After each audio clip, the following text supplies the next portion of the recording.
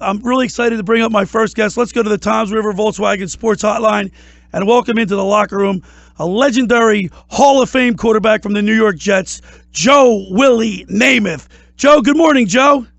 Hey, Billy. Bobby, good morning, man. Hey. And I'm glad we're rolling into the football season. Yeah, Joe, I guess this has got to be your favorite time of year. You know, smelling that wet, fresh cut grass in the morning, getting out and getting the pads on. Man, when you talk about that grass, smelling that fresh cut grass and wet, it brings me back to my high school days.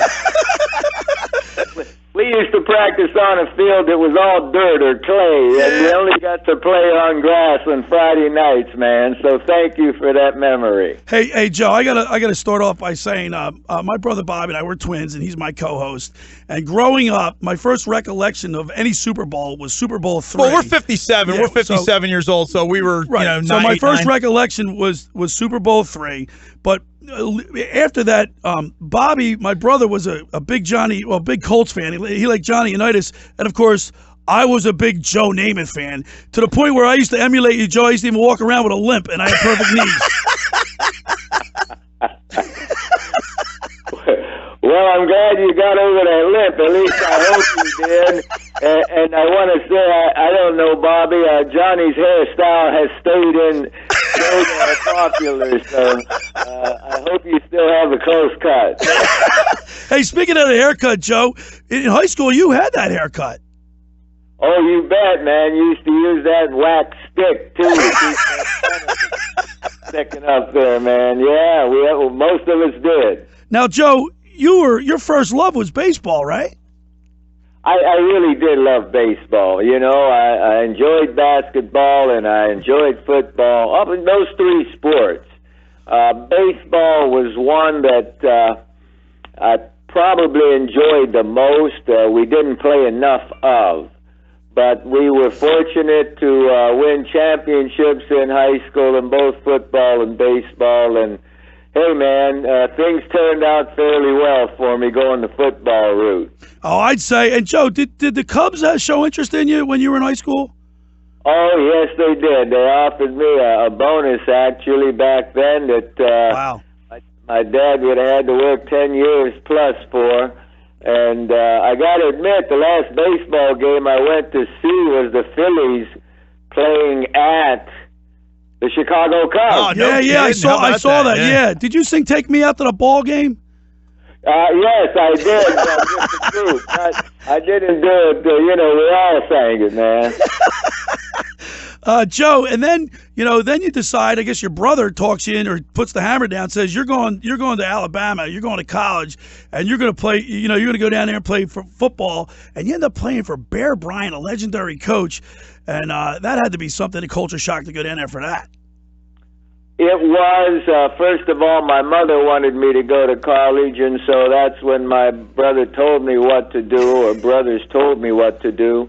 And then being so lucky to be able to be introduced to Coach Bryant, the man, and his teachers that were around him, I was pure lucky. And Coach Bryant had coached two other quarterbacks from Western Pennsylvania that really I didn't realize that he had done that until I got there, and Coach Bryant called me Babe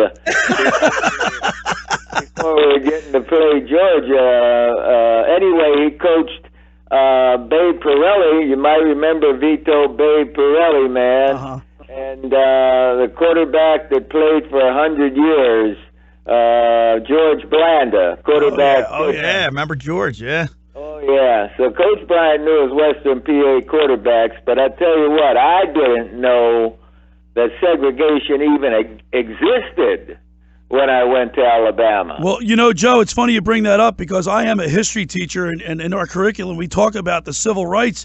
I mean, you were there. You were there when Vivian Malone and James Hood were denied entrance, and Governor Wallace got removed. I mean, you were standing right there. Yes, and actually earshot close enough to hear the federal marshals say, Governor Wallace, this is now a federal issue. Please step aside. Wow. And you know what? it was a good education for me because I knew our players. I got to know our players on the team and some other students. And especially our players and coaches, they were righteous people. They were God-fearing, righteous, hard-working people.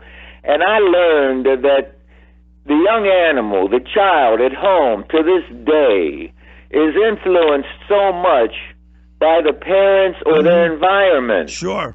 And to this day, they're influenced by the environment that we're brought up in. Thankfully, that ticket has changed. That dealing with the racial injustices, for the most part, has changed. Yeah. But today, even, man, we got to be aware of what we're teaching our children and what we're saying around them, because they are going to grow up believing in mom and dad and the environment. I couldn't agree with you, Joe. We're talking with legendary Hall of Fame quarterback Joe Namath. And, Joe, one of the funniest things, I mean, I just laughed when you come down from Beaver Falls, Pennsylvania, and Bear Bryant calls you up into his tower, which is the tower, and he says to you, you couldn't even understand what he was saying. Hey, that's a fact. I mean, I wasn't up to speed with the Southern dialect at that time, but I did understand one word he said, and I didn't know what it meant. He pointed down the field and he said, "Oh, baby, a stud." He said, "Well, he is stud too," and I didn't know what stud meant. I guess I did learn, Joe. I mean, that's the things you remember. The stories, the little stories, the little story, and the stories. Wait a minute. Billy Bobby just reminded me of a dear friend of mine from New Jersey named Tad Dowd, and we were talking about reincarnation 30 years, 20 years ago, whatever. And Tad said he wanted to come back as secretarian. Why is that? Talking about wanting to be a stud. Joe, and then, Joe, now listen, you have a great college career. You win the national championship, and you were drafted by the Cardinals in the NFL, and then the Jets in the AFL, and, of course, the Jets wooed you. Well, yes, started out having an assistant coach on the staff named Chuck Knox. Wow. Chuck Knox was from Western Pennsylvania. And then the head coach was Johnny Unitas's head coach, Weave Eubank. He had won a championship with the Colts already, along with the ownership of the Jets. I mean, they were terrific people. Mr. Werblin and Leon Hess ended up just being great to every player on the team. It was a no contest in a sense. I really wanted to play with Coach Eubank and Chuck Knox and the owners of the Jets. I didn't have enough sense to think about the difference between New York City and St. Louis. Well, also the contract, I'm sure helped you. You signed the first big contract anybody had ever seen at that point for $400. I think the total package was $427,000. So I'm sure that helped it. Well, I was doing the early AFL, NFL wars, recruiting wars, or signing wars, and even after I had let St. Louis, or we had let St. Louis know I wasn't interested, then my representative was asked if I would consider the New York Giants. If I just wanted to go to New York, would I play in the NFL with the Giants? But at that time, we had already agreed that we wanted to go with the Jets. We're talking with legendary Hall of Fame quarterback Joe Namath. And, of course, you go to the Jets, which is we all know what happened there. But, Joe, you're the first quarterback to throw for 4,000 yards in a season. Can you imagine if you were playing today? Let's face it, all the injuries that you sustained over your career. I mean, now they can do ACL repair. You didn't have that. Carson Wentz is going to be back in like 9 months. Yeah, well, you hope Carson Wentz is going to be back. Foles has come up with a bit of an injury there, too, recently. So all of a sudden that's leaving the Eagles a bit worrisome. But the game's changed. It's always been a terrific game. It's changed. The ball players in general are bigger, faster, stronger. The coaches are smarter. You know, the coaches, the input from the coaches and the science, the medical science that's improved so much since the early 60s. Oh, yeah. Those have been huge factors in all sports. You know, not just the football field and game, but in other sports too. So the guys playing today, they're not only gifted and terrific, but they're fortunate to have received better handling just through the course of time. You know, man, they're sharper. Joe, you missed 6 full seasons to injury. That's amazing. Well, I don't know that they were full seasons, but I do know that I was lucky to play my first 5 seasons without missing a game, and then Lady Luck tested me a little bit more, you might say. Yeah, right. But we had a good run. Again, Billy, Bobby, the goal of any athlete, I've said this many times, at least with me, from Little League on, man, the goal is to first make the team and second, win that championship. And you got to do what it takes along the way to do either one. You know, you got to be good enough to make the team and then keep going. And to win a championship, it can be treasured for the rest of one's life, as mine and my teammates treasure our championships. Now, Joe, there's one question that I want to ask you, because I've been working on this, and out of all the things you're a Hall of Fame quarterback, QB. You did television. You were on the Brady Bunch and a lot of other shows. All right, you did movies with Ann Margaret. C.C. Ryder. You were on the broadcast team. You covered the sport with Monday Night Football. Out of all the things that you did, which one did you enjoy the most, and which one was the most difficult preparing for and gave you like the butterflies before you got started? Once again, man, I've been lucky, and I've had a lot of pleasures in my life, starting with my family and all, and the health we have. And I had some off-the-field adventures and pleasures, too, I might add. Boy, we love you, Joe.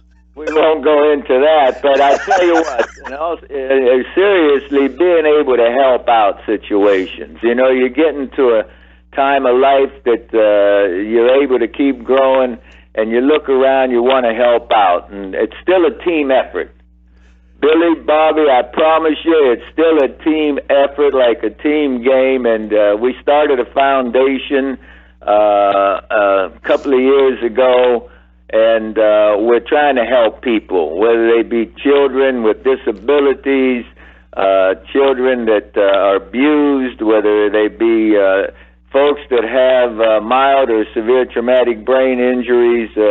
We've gone into trying to keep our team that we've put together over the last 20 years growing and helping out in our humble way, man. So that's probably the best thing that's one of the best things that's ever happened to me. And that leads me right into the next thing, Joe. You know, your foundation, the Joe Namath Foundation, you've raised over $33 million for a lot of these charities. I mean, that's called giving back, and nobody can do it like you, Joe, as far as that goes. You know what, guys? I can remember back in the 50s, could have been the late 40s, when Dr. Salk and the March of Dimes, polio was ravaging the world, our country, and we went around collecting dimes as children, man. We had this little 8x6 card with slots on them to collect maybe $1 worth of dimes. Yeah, I remember that. I remember that. Yeah, I remember that. Yeah. Yeah. And by God, for the most part, we have. Dr. Salk came up with a vaccine that polio has, for the most part, been eradicated.